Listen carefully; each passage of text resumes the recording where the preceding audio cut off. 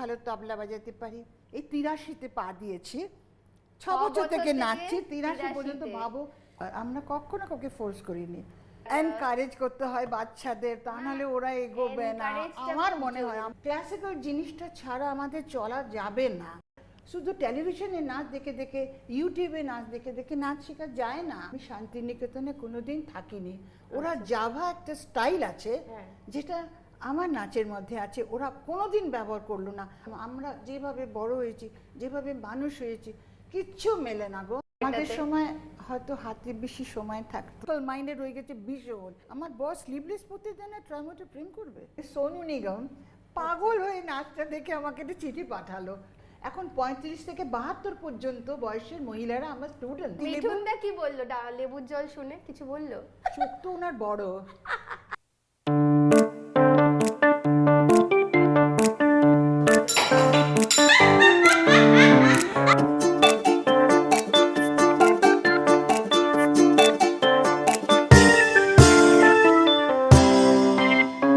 দশভুজা নাশে গুন্ত তার হয়, তার জীবন জুড়ে হাজারো পরাজয়, তবুও তার পথে থামার প্রথা নেই।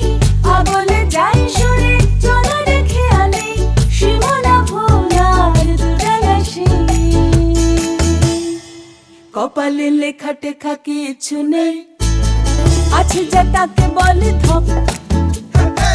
কপালে লেখা টেখা কিছু নেই, আছে যা তাকে বলে ধপ।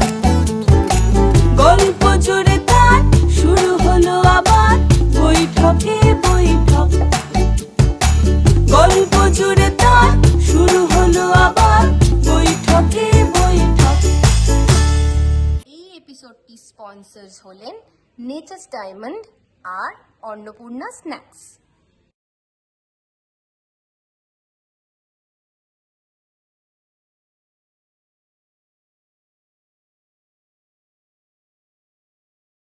ভাবনারে কি হাওয়ায় মাতালো, দোলে মনু দোলে অকারণ হরষে।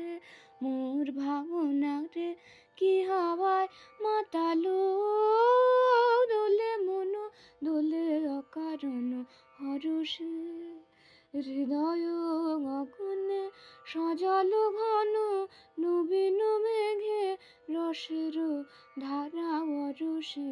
মোর ভাবনারে কি হাওয়ায় মাতালো, দোলে মনু দোলে অকারণ হরষে। কি যে ভালো লাগছে আজকে আমার, যে আমি প্রথম যখন অভিনয় জীবনে শুরু করি তখন আমি পূর্ণিমা আন্টির বাড়িতে বসে খাবার খেয়েছিলাম। কি ভালো যে রান্না করেছিল, কারণ চান্দ্রেইদি নিজে খুব খাদ্যরসিক এবং সবাইকে ডেকে ডেকে এনে মোটামুটি মায়ের মাথা খেত, আর তখন আমরা খাওয়া দাওয়া করতে যেতাম। সেখানে আমার পূর্ণিমা আন্টির সাথে প্রথম আলাপ। আর আজকে আমি আবার বৈঠকে ডেকে পূর্ণিমা আন্টিকে একটু খাবারের নিমন্ত্রণ জানিয়েছি। তো হেলদি খাওয়া দাওয়া করেন, তাই হেলদি খাবার নিয়েই আমরা আজকে এসেছি এখানে। কি খাওয়াচ্ছি বলছি, আমার সৌম্য আসছে। তার আগে আমরা এনেছি চিকেন স্যালাড, আর তো লাঞ্চ এসে গেছে আমার। হ্যাঁ, সিট্রাস আইস টি, তুমি একটু বিদেশি লাঞ্চ করো আজকে। আর আমার জন্য আছে হোয়াইট টি। বাহ, thank you. Thank you Soumya. এত সুন্দর নাচ, মনটা ভরে গেল। এবার একটু খাবার খেতে খেতে আমরা আড্ডা দেব। আবার বৈঠকে আমরা বৈঠকি আড্ডা দেব, এটা শুরু করলাম আমরা। থ্যাংক ইউ সো মাচ, তুমি এই যে এসেছো এবং সময় দিয়ে, মানে এত ভালো লাগে না তোমাকে দেখলে, যে তোমার মধ্যে এই যে গ্লো করে সবসময় এই বয়সে 82। এবারে বলি, হ্যাঁ, আমি নমস্কার, পূর্ণিমা ঘোষ। আর কিছু বলছি না, সবার মুখস্থ আমার বয়স, আমার সব কিছু। দুদিন আগে, গত পরশুর আগের দিন একটা টেলিফোন পেলাম, গায়ে কাঁটা দেয়। কত বছর পর স্বরলিপি আমাকে হ্যালো বললো মাসি, আমি ভাবতে পারিনি। যাকে আমার ভীষণ ভালো লেগেছে। যেই বললো যে মাসি তোমাকে নিয়ে একটু আড্ডা দেব, সঙ্গে সঙ্গে রাজি। আজকে আমার একটা ইম্পর্টেন্ট কাজ ছিল, সেটা ক্যান্সেল করে আমি ওরটাতে বলেছি আমি যাবই। এবং কতক্ষণে এসে পৌঁছবো এই আড্ডায়, এটা সকাল থেকে ওয়েট করছিলাম। Thank you very much Swaralipi, I am so glad, ভীষণ খুশি আমার হয়েছি, যে কি ভালো মন লাগছে। থেকে বলছি। হ্যাঁ, এবং পুরনো দিনগুলো আর ফিরে ফিরে আসছে এরকম আমাদের। কফি হাউসে বলে আর কি সব এসে আড্ডা দেবো, এটা this is the first time. আমি কখন এরকমই যাইনি, কারণ এটা তো আমি খাই না প্রথমত চা কফি, এই জন্য ঠিক আছে, থ্যাংক ইউ। হ্যাঁ, তাহলে শুরু করি আড্ডা দিতে। চলো। হ্যাঁ, তো তোমার যা জানে তাই একটু জানা শুরু করি, সেটা হচ্ছে ছোটবেলার গল্প, স্মৃতি ছোটবেলা কথা একটু। অনেক বছর আগে, মানে যুদ্ধের পর 1942-তে জন্মেছি। তোমরা সবাই তখন কোথায় জাগে? 1942-তে জন্ম। আমার বাবা বম্বিংয়ের সময় নবদ্বীপ চলে গিয়েছিলেন, ওখানে সব মণিপুরিরা থাকতেন। আমি তো মণিপুরি মেয়ে, আই ম্যারিড টু বেঙ্গলি আর কি। তো ওইখানে মণিপুরীদের আস্তানা ছিল একটা যুদ্ধের পর, সেখান থেকে বাবা তারপরে 1942-র পরে কলকাতা চলে আসেন। আমি তখন ওখানে জন্মে গেছি। ছোট অবস্থাটা একদম কিছু মনে নেই, এইটুকু মনে আছে যখন 6 বছর বয়স হয় তখন আমি নাচ করতাম, এইটুকু মনে আছে। বাবা বাজাতেন, শেখাতেন, বাবার দিকে করে নাচ করছি। প্রথম স্টেজে উঠবো, স্টেজে উঠেছি, পর্দা উঠেছে, বাবা বাজনা শুরু করেছেন, ব্যাস বাবার দিকে তাকিয়ে তাকিয়ে নাচছি। তো ওটা তো বাড়িতে অভ্যেস করেছি, বাবা যত বলছেন ঘোরো ওদিকে ঘোরো, না আমি তোমার দিকে করে পুরো নাচটা করলাম। তারপর আমাকে বোঝানো হলো যে তোমার নাচ তোমার বাবা ছাড়া তো কেউ দেখতে পেলো না। তারপরে বোঝানোর পর আমি আবার ঘুরে সে নাচটা আবার করেছি। প্রথম স্টেজে উঠে আমাকে দুবার নাচতে হয়েছিল, আর একবার দুবার নাচ কখন হবে সেটা আবার বলছি। এইটা আমার শৈশব।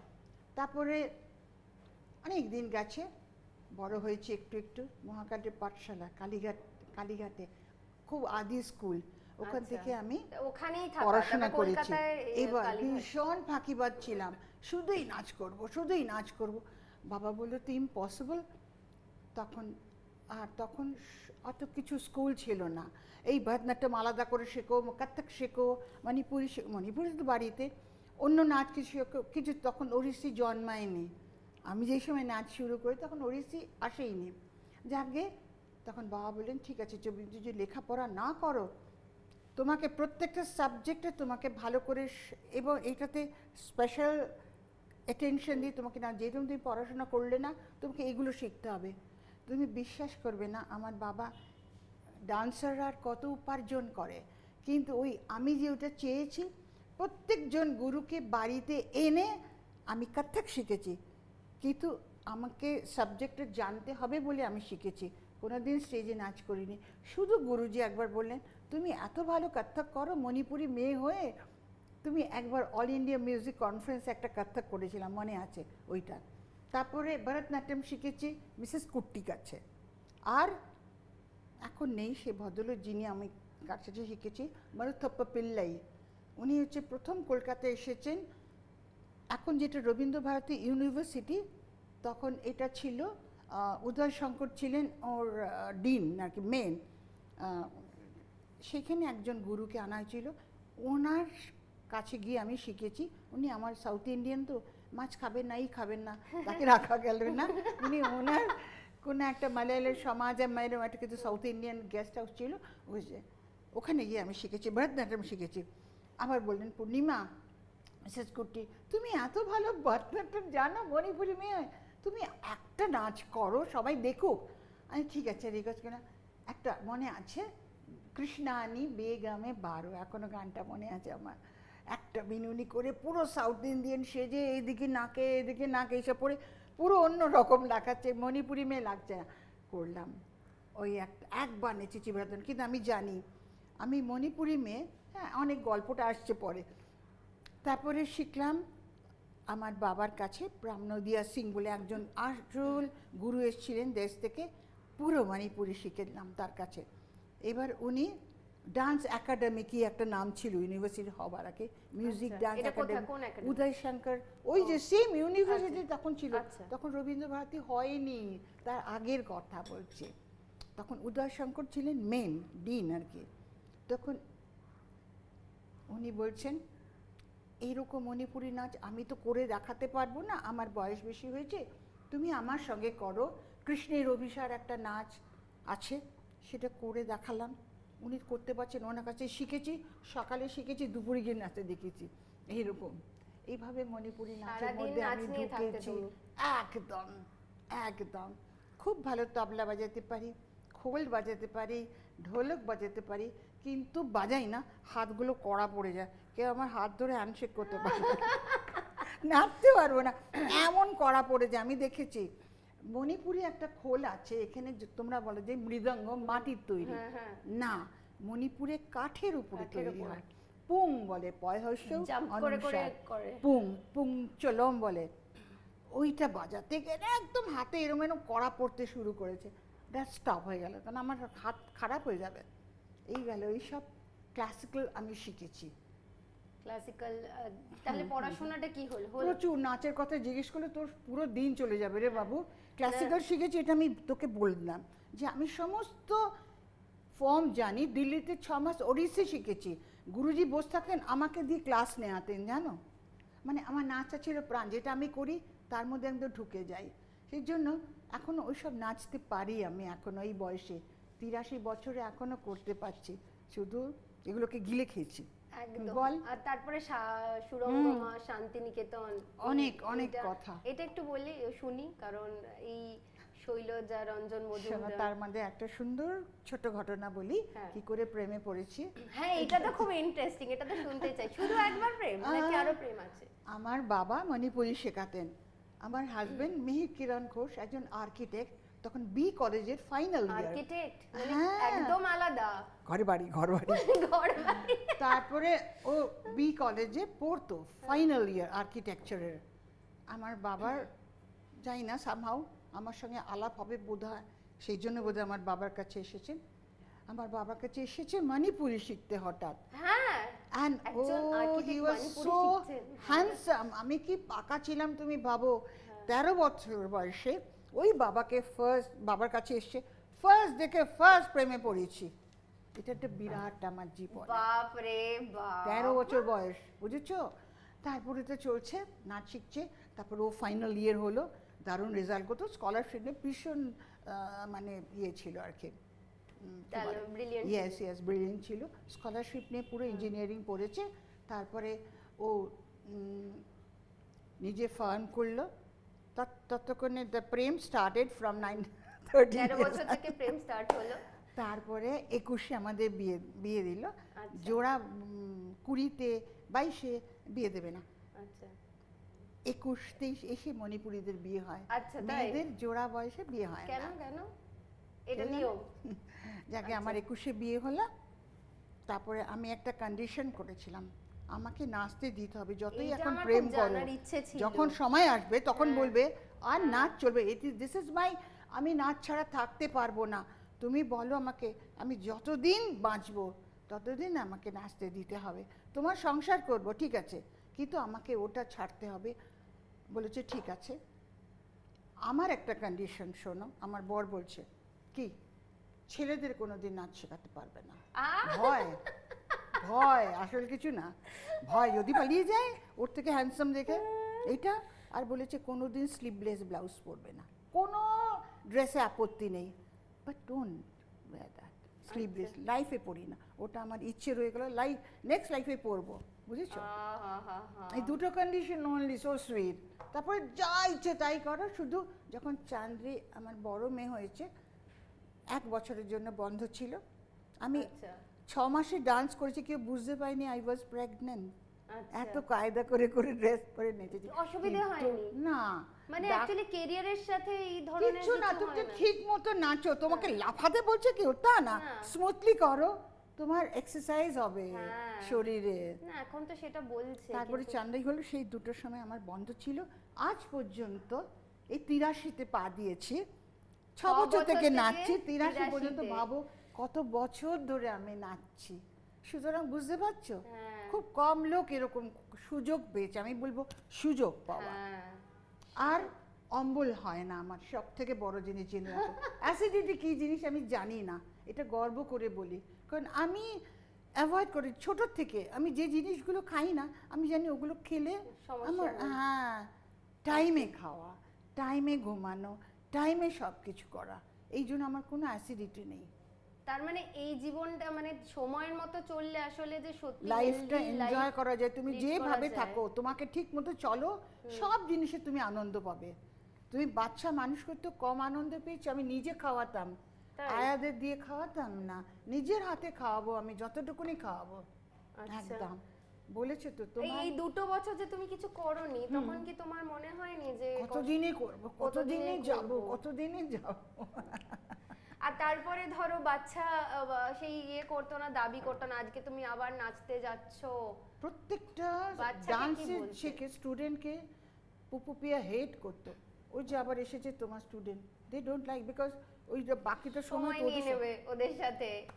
এ বাবা, আর এই সময়টা তোমার কি এখন মনে হতো? তুই আমাকে কত দুধ ছাই করেছিস সেসব দেখা হলে এখন বলে হ্যাঁ। কাউকে, ও যে মা এত সময় দিচ্ছে, ওকে কিছু বলতো না। এরকম কোন স্টুডেন্টকে কিছু বলেছে গিয়ে যে কি বলেছে সব থেকে বাজে কথা? স্টুডেন্টদের থেকে সব থেকে হচ্ছে পুরো পরিষ্কার ফাইনাল রিহার্সাল হ্যাঁ, মানেই তো বাড়িতে ভাবো সমস্ত অ্যারেঞ্জ করে, তারপরে সামহাও কিভাবে, তখন আমার তো মোবাইল ছিল না, হ্যাঁ, অনেক আগের কথা বলছি, তখন আমার হয়নি, একদম মোবাইল হয়তো এসেছে, আমার কাছে ছিল না। ঈশ্বর দেখা দিয়েছে আমাকে, বুঝি তুমি এখানে, তুমি তো নেই, তুমি আসবে না বলেছো, বলছি না তোদের ওখানে যাবো, আমি অন্য জায়গার নাম করে বেরিয়েছি, ওদের ওখানে যাব, পরে যাচ্ছি, আলটিমেটলি আমি রিহার্সালটা নিতে পেরেছি, লজ্জার থেকে বেঁচেছি।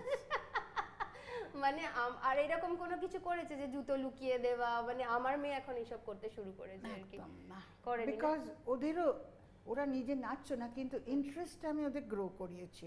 দেখো নাচের মধ্যে একটা যে কত সৌন্দর্য আছে, যা তো বেতাল হলে কি বাজে, দেখো তুমি যদি তালে পা ফেলো দেখো কি ভাল লাগবে, আর যে বেতালকে তুমি ধরতে পারবে যে ও কিন্তু তালে ফেলছে না, এটা তুমি জানো। আমার মেয়ে হয়ে বেতাল হয়ে না, প্লিজ একটু তালে করো।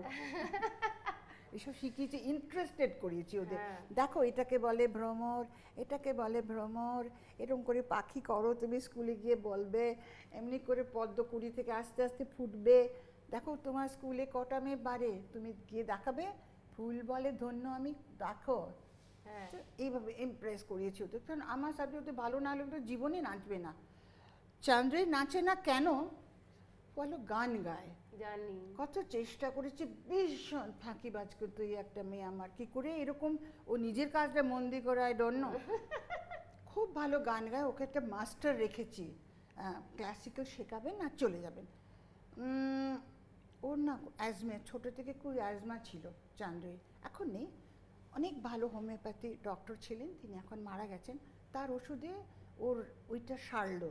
এবার আমি যখন থাকি না, ওই সেই সময় মাস্টারমশাইকে ওর টাইমটা দেয় যাতে না, বিজি রাখা যায়। কারণও আছে, সে কারণটা বলি, মাস্টারমশাই বা যখন বলতেন, ওনার বলতেন খাবেন, মুখ থেকে থুতু ছিল, ও ওর গায়ে ওটা ছিটতো, ও বলতে পারতো না, ওই জন্য ওকে হেট করতেন ভদ্রলোক। তো এত ভালো ঋষিকেশ বাবু ছিলেন, কি বলবো, ক্লাসিক্যাল মাস্টার, আমার জন্য বাড়িতে এসেছিলেন, রোজ এসে বলতেন আজকে আমার হাঁপানি, গান গাইব না।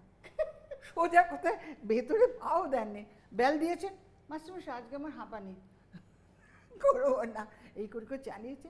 পরে জানতে পারলাম, বাজারে দেখা, ঋষিকেশ দা আপনি তো আসেন না, আপনার মেয়ে তো দরজায় খুলে বলে হাঁপানি, আমি কি করবো।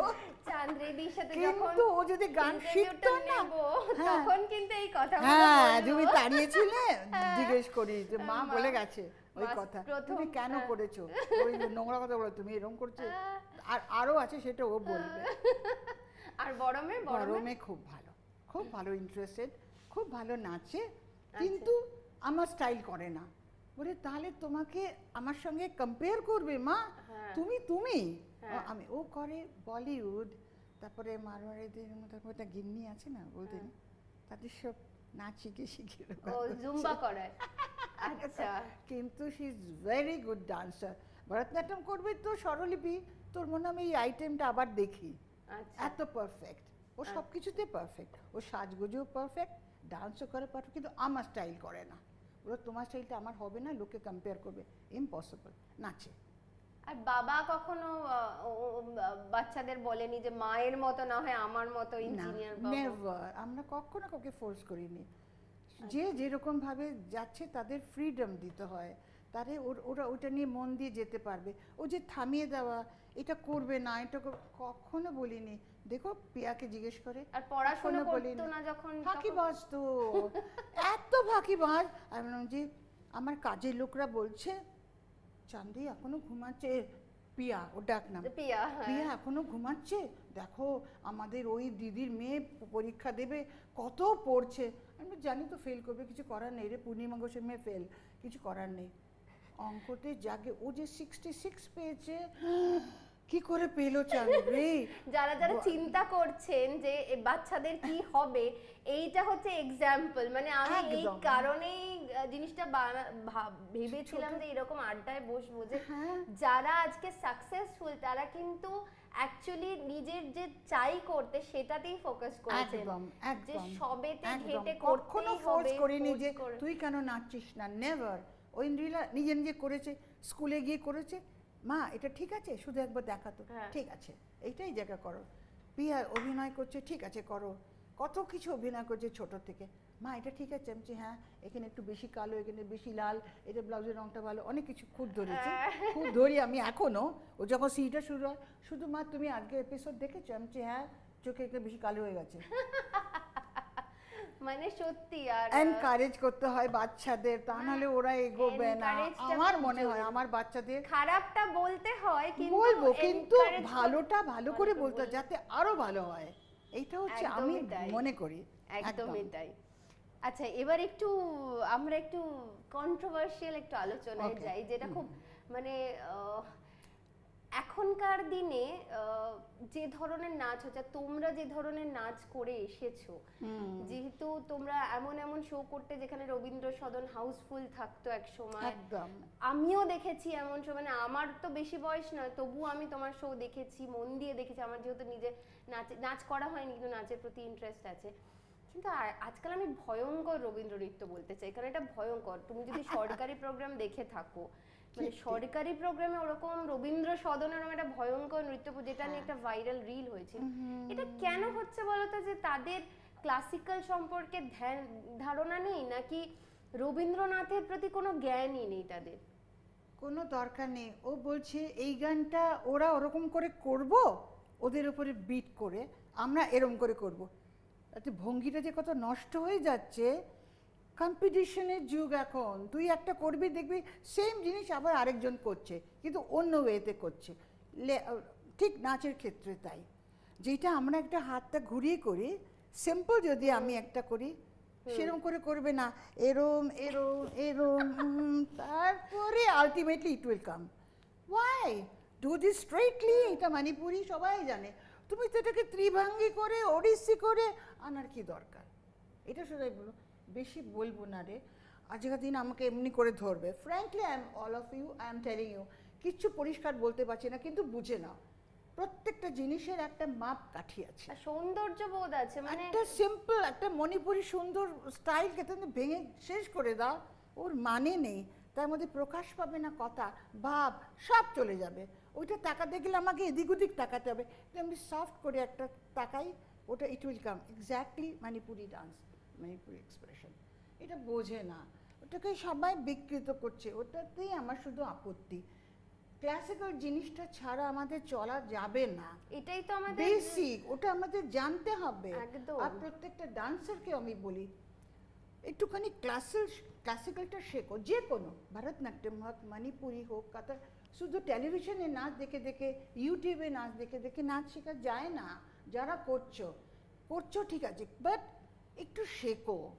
পাটা যে 1-2 কত রকমের যে 1-2 হতে পারে, রোজগারও করছো, সেটার প্রতি একটু রেসপেক্ট দিতে। তারা শুধু ওই টিভিতে 1-2 না, 1-2 কত রকমের 1-2 হতে পারে, এটা জানবে না। যত ক্লাসিক্যাল শিখবে তোমার ক্রিয়েটিভিটিটা আরো বেড়ে যাবে, তুমি আরো নিজে বানাতে পারবে, নিজেও অনেক ফ্লেক্সিবল হবে, অনেক রকমের চিন্তা ভাবনা শিখতে হবে। শুধু টিভি দেখে ইউটিউব দেখে নাচ শেখা যায় না। আর এই মানে সাধনাটা থাকতে হবে, যে আজকের এই সাধনা, যে পছন্দ কারণ করি তোমাদের এখনকার যেটা প্রজন্মের, দারুণ দারুণ ওরা নতুন কনসেপ্ট নতুন করছে, খুব ভাল লাগছে, বাট ওটা মিনিংলেস। হ্যাঁ, আমি কোন জোর মানেটা? গলায় বলবো। মানেটা কি? মিনিংলেস। মানেটা কোথায়? যা তুমি দর্শককে দেখাবে তার মধ্যে কিছু মানে থাকা চাই। তুমি কি চিত্রাঙ্গদা করতে নিয়ে বলো যাচ্ছ? তুমি একটু। চিত্রাঙ্গদা যে মানে আজকের দিনেও তো আমরা তুমি তো তোমার বোধহয় মানে খুব পছন্দের একটা ভীষণ। আমার ক্যারেক্টার হচ্ছে প্রথম চিত্রাঙ্গদা, আচ্ছা। ষোলজা রঞ্জন মজুমদার, যিনি আমাকে ধরে ধরে শিখিয়েছেন হ্যাঁ। এই জায়গাটা এইটা করো, শান্তিনিকেতনের স্টাইল। আমি শান্তিনিকেতনে কোনোদিন থাকিনি, বাট আমি এখন বলবো ওরা যেটা না জানে আমি সেটা জানি, এটা আমার গর্ব। ওরা জাভা একটা স্টাইল আছে হ্যাঁ। যেটা আমার নাচের মধ্যে আছে, ওরা কোনোদিন ব্যবহার করলো না। আজ পর্যন্ত আমি ওদের ফাংশন দেখি, আমি দেখতে চাই এখনকার কি স্টাইল ব্যবহার করছে, ওইটা ক্রমশ চলে যাচ্ছে। ক্যান্ডিটা তবু একটু ব্যবহার করছে, কিন্তু সেরম না। কিন্তু ওখানে ক্যান্ডি উৎপত্তি হয়েছে, জাভা আমরা ওখান থেকে দেখেছি। আগেকার যারা করতে ওইসব বার্মা থেকে স্টুডেন্টস আসতো, ছেলেরা আসতো, ক্যান্ডি করছে সিলনিজ স্টুডেন্টস ওখানে কলা ভবনে, তাদের থেকে দেখে দেখে ওই সব নাচ ব্যবহার করা হয়েছে। এইটা কিন্তু আমরা এই নাচগুলো দেখবো। হ্যাঁ, এখানে আমরা এখন আড্ডা দেখাবো মারছি। না, হ্যাঁ, একটু কিন্তু যে আমরা এই স্টাইলটা আমি ফর্মগুলো ব্যবহার আমরা করি, দেখবো। কোন গানের সঙ্গে ব্যবহার করছি সেটা দেখাবো। হ্যাঁ। চিত্রাঙ্গদা তো আর কি বলবো, চণ্ডালিকা চিত্রাঙ্গদা এখনো আমি মানে আমার চোখ দিয়ে জল চলে আসে, বধূ কোন আলো লাগলো চোখে করতে গেলে। আচ্ছা। তারপরে মারানা রেপ তো ভানু সিংয়ের পদাবলী।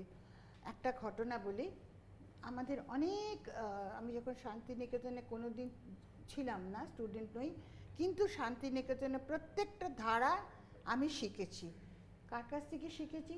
তিনি ছিলেন রবীন্দ্রনাথের সময় রসায়ন শাস্ত্রে, উনি কেমিস্ট্রির প্রফেসর ছিলেন, ওখানে পড়াতে গিয়েছিলেন শান্তিনিকেতনে। আচ্ছা। তারপরে কিভাবে রবীন্দ্রনাথের সঙ্গে ওর যোগাযোগ হয়, তারপর থেকে যত ডান্স ড্রামা স্বরলিপি কিভাবে হবে, উনি এখন আমার গায়ে কাঁটা দিচ্ছে। বসে বসে ওনার সঙ্গে মানে আলোচনা করে এগুলো স্ক্রিপ্ট করেছেন। সেই ভদ্রলোককে আমি আমার জীবনে পেয়েছি। সুরঙ্গমার কথা এখনো বলিনি। আমি যে স্কুলে নাচ শেখাতে শুরু করেছি, আমার নিজের কোনো স্কুল নেই, কারণ ওই যে ষোলজেদা বলে গিয়েছিলেন তুমি যদি স্কুল করো আর অন্য স্কুলগুলো ভেঙে যাবে, প্রমিস করিয়েছেন উনি, তখন শুয়ে আছেন, তুমি নিজে কোনো দিন স্কুল করবে না। সেই কথা আমি এখনও রেখেছি।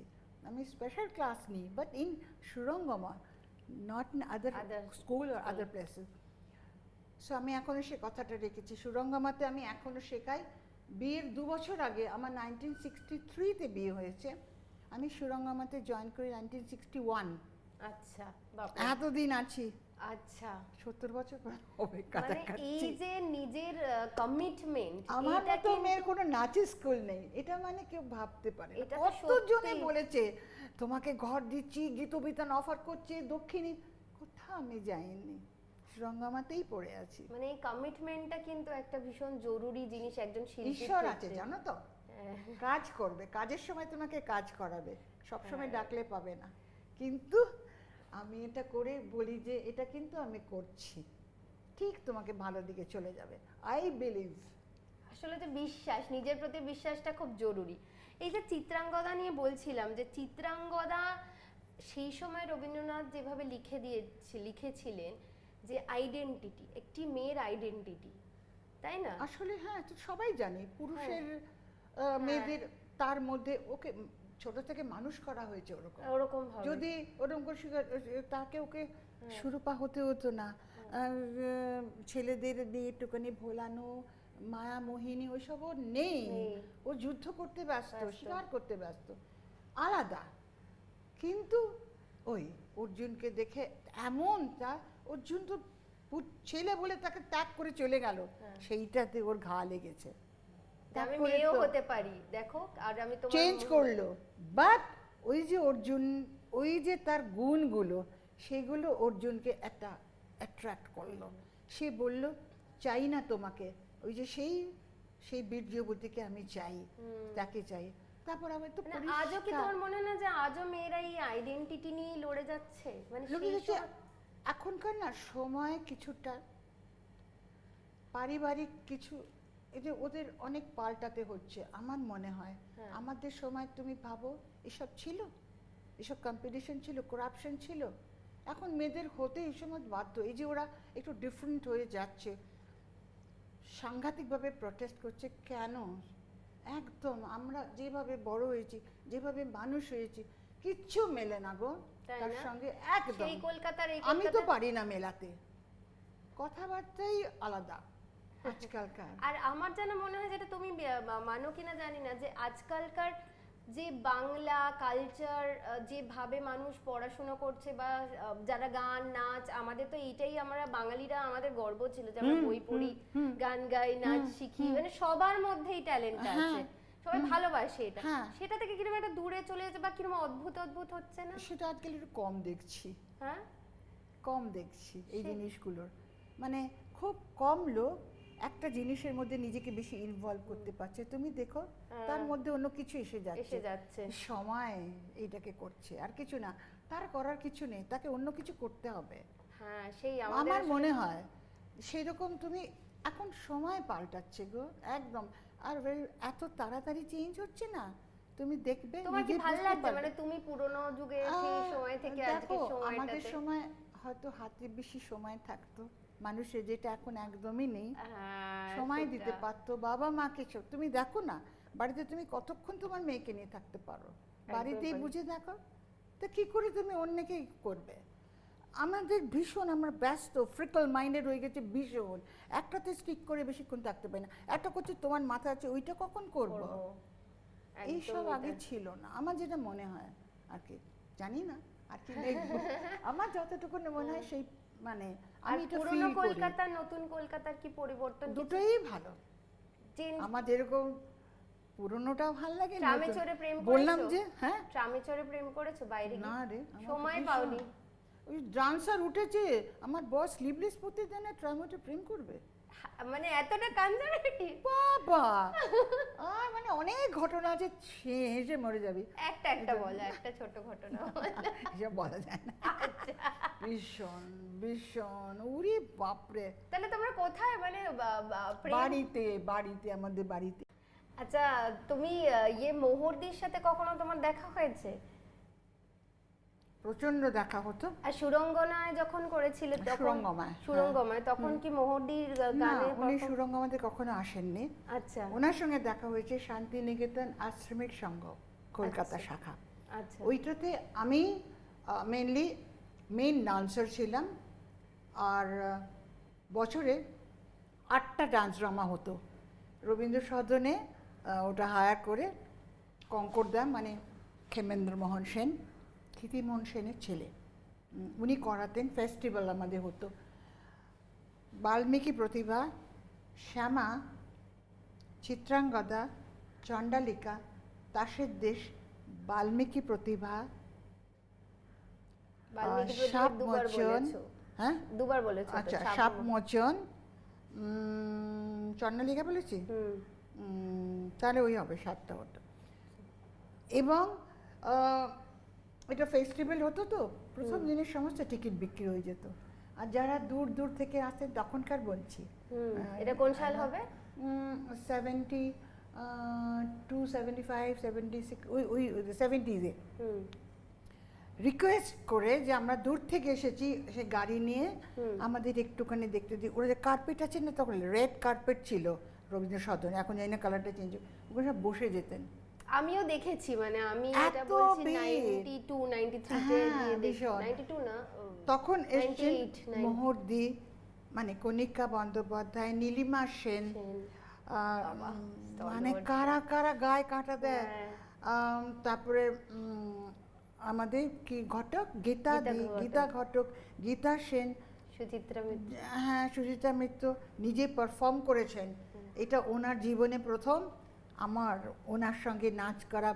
আমি সখী ওনার, উনি করেছেন মায়ের খেলার শান্তা, আর প্রমোদা হয়েছিলেন গীতা সেন। তোমার কাছে এই ছবি আছে অ্যালবামে? তাহলে আমি এগুলো নেব এবং এগুলো দারুণ ছবি, মানে দেখার মতন। কেউ জানে না এই জিনিসটা। কখনো স্টেজে উঠে অভিনয় করছেন সুচিত্রাদির, জানি না কেউ দেখেছে কিনা। যাকে তখন মোহরদি এসছেন, এসেই বলছেন, পূর্ণিমা তুমি কোন ক্যারেক্টার?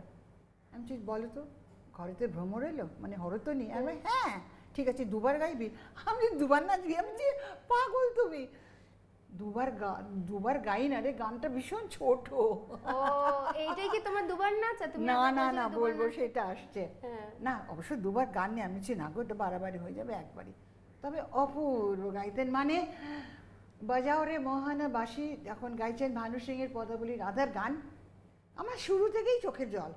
মানে সমস্ত তখনকার দিন অত কিছু কায়দা, সব কাজল বাজল গলে গলে পড়ছে হ্যাঁ। পুরো দাগ। আমি নাচটা করে এলাম, পুরো বাজারে এসে আমাকে ওগুলো টাচ আপ করতে হয়েছে। এইরকম গাইতেন মোহন, আর বলার কথা না, মোহদি তো গাইবেন ভালো। আর মারান বাজাও রে মোহনে বাসে মারান রে তুহু মামা শ্যাম, ভানু সিং এর পদাবলী। তোমার ভয় করতো যখন স্টেজে উঠতে ওনাদের সামনে? না। করতো না? না আমি ভাবছি আমি কি লাকি, হ্যাঁ। আই ওয়াজ সো হ্যাপি যে ওনার সঙ্গে আমি আমি তো ভেবেই আমার মনে হচ্ছে যে অসম্ভব। আর তারপরে যে আমাকে জড়িয়ে ধরা, আহা, এটার মিনিট থেকে মিনিট বড় দুয়েক ইয়ে আর কিছু হয় না বলো? সবাই। একজন শিল্পীর আমি যে ক্ষেত্রে জীবনে কি আরেকজনের পেয়েছি appreciate- না, বললাম তো ক্লাসিক্যাল নাচ করার আমার দরকার নেই। রবীন্দ্রনৃত্য করে আমাকে মানুষকে চিনিয়েছে, সমস্ত মানুষের কাছে আমি যেতে পেরেছি শুধু রবীন্দ্রনৃত্য করে। ভগবান যে এইটুকু আমাকে দিয়েছেন 16,000 জন্য আর কি, কি কি স্টাইল করেছি সেটা আমি একটু বলছি। হ্যাঁ। আমি বললাম যে জয়েন করেছি, এটা হচ্ছে আমার নাচের। হুম। এবারে আর কি জানতে চাও বলো? হ্যাঁ, এবার যে তুমি এখন যে স্টুডেন্টদের শেখাচ্ছ, তুমি বললে যে স্পেশাল ক্লাসেস নিচ্ছ, তো আমার এই বয়সে এসে একটা নতুন 83 প্রাপ্তি। বছর, হ্যাঁ এইটা বারবার আমি বলতে চাই, 83 বছর। এবং যে গট করে উনি এলেন, এইটা মানে, এবং যেভাবে আমরা নাচ দেখলাম এক্ষুনি, মানে সিরিয়াসলি এটা আমাদের সবার ভাবতে হবে যে জীবন কোনো বয়সে গিয়ে থেমে থাকে আমি না। সেই জন্য আরো এসেছি। হ্যাঁ। তোমাদের সবাইকে যারা আছো, তাদের যারা দেখছেন, প্লিজ একটু নিজেকে মেনটেন করে রাখবে। বয়স হলে একটু লোভটা ছেড়ে দেবে, এইটা খাবো, ওই লোভটা সংবরণ না করলে কিচ্ছু ঠিক হবে না। আবার বৈঠকে হেলদি খাবার পাওয়া যায়। তো কে বলছিলিস? কারা স্পেশাল ক্লাস করতে আসে? হ্যাঁ, আমার যখন 80 বছরে আমি একটা জন্মদিনে একটা নাচ করেছি, সেটা আমি জাস্ট একজনকে পাঠিয়েছিলাম, যে আমার ছাত্রীকে, যে দেখ আমি আজকে 1 মে আমার জন্মদিন, 1942 1 মে। সে 1 মে আমি ওটা নাচটা করে পাঠিয়েছি, দেখে থাকবে। সেই নাচটা এত সবার ভালো লাগলো, মানে পাগলের মতন। একজন গায়ক, আমি বলি, আমি তাকে খুব স্নেহ করি, সোনু নিগম, পাগল হয়ে নাচটা দেখে আমাকে একটা চিঠি পাঠালো, সাংঘাতিক। আচ্ছা আন্টি তুমি কি দিয়েছো রে, তুমি কি দারুণ, এত বড় একটা চিঠি সোনু নিগমের। আচ্ছা, যাকে সেই দিন ওই নাচটা বোধহয় আমি সত্যি ভালো করে করেছিলাম। তুমি নাচ ভালো করে করো।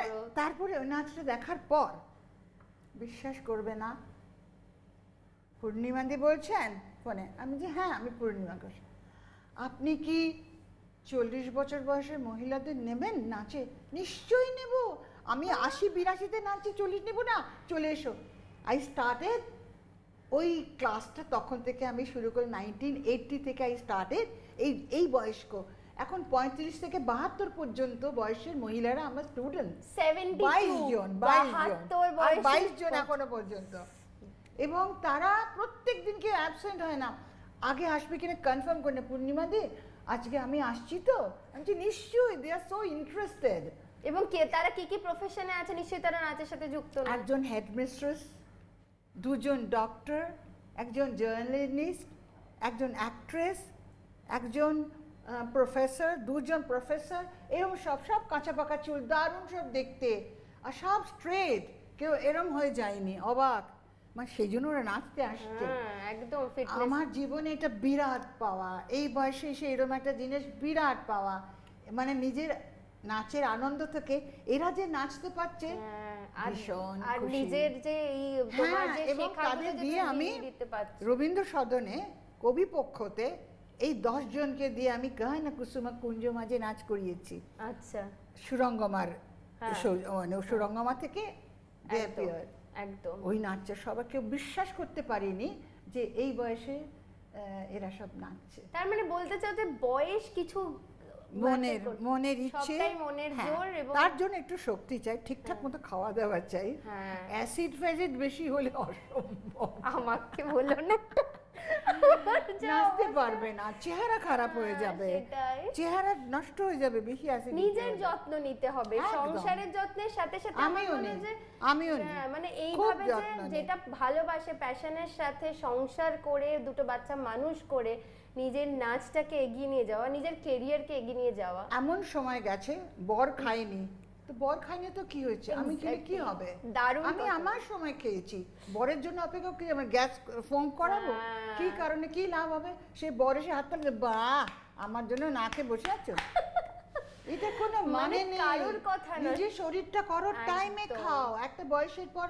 বিশেষ করে যারা যারা মা, তাদের আরো বেশি যত্ন, তারা নিজের যত্ন মেয়ের জন্য রাখবে, বরের জন্য। আর তোমারটা কি হবে তাহলে? আমি একদম, বুঝি না। একদম। আর আমার নিজে- হাঁটুর যত্ন একটা প্রশ্ন রেখেছিলাম, এরপর আর আমার কিছু জিজ্ঞেস করেন তুমি এক্সারসাইজটা কখন করো? সকালবেলা সকালবেলা করো ঠিক না? 6টায়। আর 6টায় হাঁটাহাঁটি উঠে- করো? 6টায় উঠে করার আগে গরম জল খাই, সেটা আচ্ছা। সবাই জানে। হ্যাঁ। ওই যে ডান্স লেবু দিয়ে বাংলার গরম- ডান্স থেকে মিঠুনের সাথে সেটা খাই, খেতেই হবে আমার। এরকম একটা পাতি লেবু। মিঠুনদা কি বললো লেবুর জল শুনে? কিছু বললো? চোখ তো ওনার বড়। আপনি বয়স্ক মহিলাদের এমন থাপ্পড় মেরেছেন, বলবো সেই সিনটা হ্যাঁ। মজা লাগে এনে করে। আচ্ছা, ঘুম থেকে উঠে এরম একটা মাগে হুম। মাইক্রোতে 2বার টিপি, সেই গরমটা এক খাই মিনিট। গরমকালে। হ্যাঁ। সেইটা শীতকালে 3টে টিপতে হয়, 2টো টিপি। আর ঠিক এর মিডিয়াম সাইজের পাতি লেবুর হাফ করে রস করতে হবে পুরোটা। মধু দাও না, শুধু লেবুর না জল? না না, মানে- শুধু ওটা খাই। তার সঙ্গে 3টে আলমন্ড ভেজানো থাকে, যদি ভালো খেজুর থাকে 2টো খাই, খেজুর না থাকে তো কিশমিশ খাই। আচ্ছা। 2টো খেয়ে ওই যে প্রাণায়াম করি, বাড়াবাড়ি কিছু করি না, যতটুকু আমার দরকার স্ট্রেচিং করে না ব্যাস করে। তারপরে ঘড়িটা দেখে 15 মিনিট হাঁটি। আমার বেডরুম থেকে আমার বারান্দা 20টা স্টেপস, 15 মিনিট একদম হাঁটি। তারপরে ব্রেকফাস্ট খাই, পা দুটো তুলে, কারণ অতক্ষণ পায়ে করেছি তো, পায়েগুলো একটুখানি রিল্যাক্স করা উচিত। এরকম করে পাটা তুলে অদ্ভুত পোজে আমি ব্রেকফাস্ট খাই। বাট সত্যি মানে অনুশীলনে থাকলে আমার একদম মনে হয় যে করতেই হবে, করতেই প্রত্যেকটা হবে। মানুষের ইচ্ছেগুলো পূরণ হবে। আমাদের সবারই তো সবাই খাবে, বিরিয়ানি খাবে, রোল খাবে, সবাই ঠিক, কিন্তু টাইমে খাবে। টাইমে। একদম টাইমে খাও। এক গাদা বিরিয়ানির পর আরেকটুখানি চাপ খেলাম, ডোন্ট টেক আমি চাপ। তো একদম তোমাকে দেখে ভীষণ ইন্সপায়ার্ড, কারণ আমি নিজে এখন ভীষণ কনফিউশনে থাকি যে একদম। কিন্তু আমি যে খেতে পারি না এবং নিয়ম মেনে চলি সেটা মানে বিশেষ করে আমাদের বয়সীরা, না, আমি তো অনেক বুড়ি, আমাদের তুমি আগেও বলবে যারা না কিন্তু বুড়ি খাওয়াটাকে যদি তারা কন্ট্রোল না করে 3:30টার সময় বরের সঙ্গে যদি ওইটা খায়, ওর হজম হবে না। আড্ডা প্রায় শেষের দিকে, কিন্তু এই আড্ডা শেষ করার আগে আমি একটা মজার জিনিস করব, সেটা সবাই করে। সেটা হচ্ছে আমরা ঝটপট গিয়ে মানে দ্রুত আগুনে ঝাঁপ দেব, মানে হচ্ছে র্যাপিড ফায়ার। এটা আমি গুগল করে জানতে পেরেছি, তো আমি এটাই নাম দিয়েছি, দ্রুত আগুনে ঝাঁপ। হ্যাঁ। বাহ, তো এটা তোমাকে শুরু করছি, বেশি চিন্তা করবে না, যা মাথায় আসে সেটাই উত্তর দেবে। বেশ। সিনেমায় দেখা তোমার সবচেয়ে খারাপ নাচ, মানে যেটা মনে বিরক্ত লেগেছে দেখে? কোনোটাই ভাল লাগে না। যা, কোনোটাই ভাল লাগে না। আচ্ছা, যদি নৃত্যশিল্পী না হতে তাহলে কি হতে, কখনো ভেবেছো? কোনোদিন ভাবতে পারিনি আচ্ছা নৃত্যশিল্পী ছাড়া আর কিছু জীবনে। আচ্ছা আচ্ছা, চান্দ্রেদির সব থেকে প্রিয় অভিনয় তোমার কোনটাতে লেগেছে? বলা মুশকিল। তাও একটা বলো, ছবি বা সিরিয়াল, যে কোনো একটা। দোসর, দোসরটা আমারও খুব প্রিয়। বিশেষ করে গানটা খুব ভালো গানটা তো গেয়েছিল। কি সুন্দর তো গেয়েছে। গায়িকা না, কিন্তু খুব চেষ্টা করেছে, ভুল আছে, তাও খুব ভালো গেয়েছে। ভুল তো থাকবেই। আচ্ছা, আর কারুর পুরো এই জীবনে আর কারুর প্রেমে পড়েছে কখনো? প্রচুর পড়েছে তো? লুকিয়ে লুকিয়ে, কারণ বর তো পছন্দ করতো না। না না, ডেফিনেটলি এটা তো জরুরি, আর প্রেমে পড়া খুব প্রয়োজনীয়, বলে প্রচুর। হেলদি। প্রেমে না পড়লে তোমার লাইফ, নাচের সেই ফিলটা আসবে না, অভিনয়ের ফিল আসবে না, কাজের ফিলই আমি আসবে না। কোনো রকম লজ্জা পাই না, কিন্তু খুব লিমিট একটা, ওই পর্যন্ত, ব্যাস, টাটা, ব্যাস। না, এটা খুব জরুরি, একদম ভীষণ ভীষণ ভাবে। খুব সুন্দর ঝটপট উত্তর দিয়েছো তুমি, তাই একদম দ্রুত আমরা আগুনে ঝাঁপ দিয়ে দিয়েছি এবং দ্রুত আমরা Thank you. খাবারের প্লেট সরিয়ে দিয়ে দ্রুত তোমার জন্য কিছু উপহার আছে বাহ, সেইগুলো আমি দেব, যারা দারুণ। আমাকে এই অনুষ্ঠানটা করতে আবার বৈঠক করতে সাহায্য করেছে। অন্নপূর্ণা স্বাদিষ্টের তরফ থেকে তোমাকে এক ঝুড়ি একটা gift hamper. Thank you Annapurna. Thank you very much. চান্দ্রে খুব খুশি হবে এগুলো তাই দেখলে। না? যাক, থ্যাংক ইউ ভেরি মাচ। এটা হচ্ছে হাটারির তরফ থেকে তোমার জন্য 750 টাকার একটা ভাউচার আছে, গিয়ে খাওয়া দাওয়া করবে হাটারিতে। দারুণ ব্যাপার। ন্যাচারাল ডায়মন্ডস এর এই গিফট ভাউচারটা হচ্ছে ল্যাব গ্রোন ডায়মন্ড। তুমি ওখানে গিয়ে 36,000 অবধি ডায়মন্ড পাবে এবং সেখানে কোনো মেকিং চার্জ আর জিএসটি লাগবে না, শুধু সোনাটুকু যতটুকু খরচা সেটুকুই হবে। বাহ, thank you. Natural diamonds, thank you. এরপর হচ্ছে দেশ, বই কিনলে 30% ডিসকাউন্ট। বাহ। আর মোহরদির একটা খুব ভালো বই আছে লাস্ত্রাদায়, লাস্ত্রাদার তরফ থেকে 25% এর একটা ডিসকাউন্ট ভাউচার তোমার জন্য। বাহ। আর এইটা আমার তরফ থেকে আবার বৈঠকে একটা ছোট্ট ডিসকাউন্ট ভাউচার। বাহ, তুমি এসো, তুমি নিয়ে যাও, সেটা আমাকে ফোন করো, thank খাওয়া you. দাওয়া করো। তুমি তো খাওয়া দাওয়া করো না, যাই হোক তোমার মেয়ে করবে নিশ্চয়ই। না, আমি করি সেরকম কিছু না করে। আমাদের সঙ্গে আজকে ছিলেন পূর্ণিমা ঘোষ, নৃত্যশিল্পী, এবং এত সুন্দর পূর্ণিমা মাসিকে আমি ছোটবেলা থেকে চিনি, সত্যি ছোটবেলা থেকে চিনি, লাবণ্য সংসারের সেই সংসারের সময় থেকে। অসংখ্য ধন্যবাদ, তুমি আমার সংসারে আবার বৈঠকে এসেছো, আবার বৈঠকি আড্ডাতে আবার দেখা হবে। এবং নিশ্চয়ই। প্লিজ তুমি বলো সবাইকে এটা দেখতে, শেয়ার করো নিজে, এবং আবার নিশ্চয়ই। আড্ডায় ডাকবো। এবং আমারও মানে আনন্দ পেয়েছি, খুশি লাগছে। থ্যাংক ইউ এবং সো মাচ। কত জনের সঙ্গে আলাপ হলো, কত ভালো, এরা সব খুব ভালো হয়েছে। আমি একদম ভীষণ আনন্দিত। Thank you so Thank you much. very much. এরকম ভাবে ভালো আমরা আড্ডা দিতে থাকবো, প্লিজ আমাদের সঙ্গে থাকুন। ঠিক আছে। এবার প্রশ্ন থাকছে আপনাদের জন্য, দর্শকদের জন্য। পূর্ণিমা ঘোষ তার ছোট মেয়ে চান্দ্রেই ঘোষ, তিনি গানের মাস্টারমশাইকে, এই যে পুরো এপিসোডটা শুনলেন সেখানে কিন্তু ছিল, গানের মাস্টারমশাইকে কি বলে ভাগিয়ে দিতেন?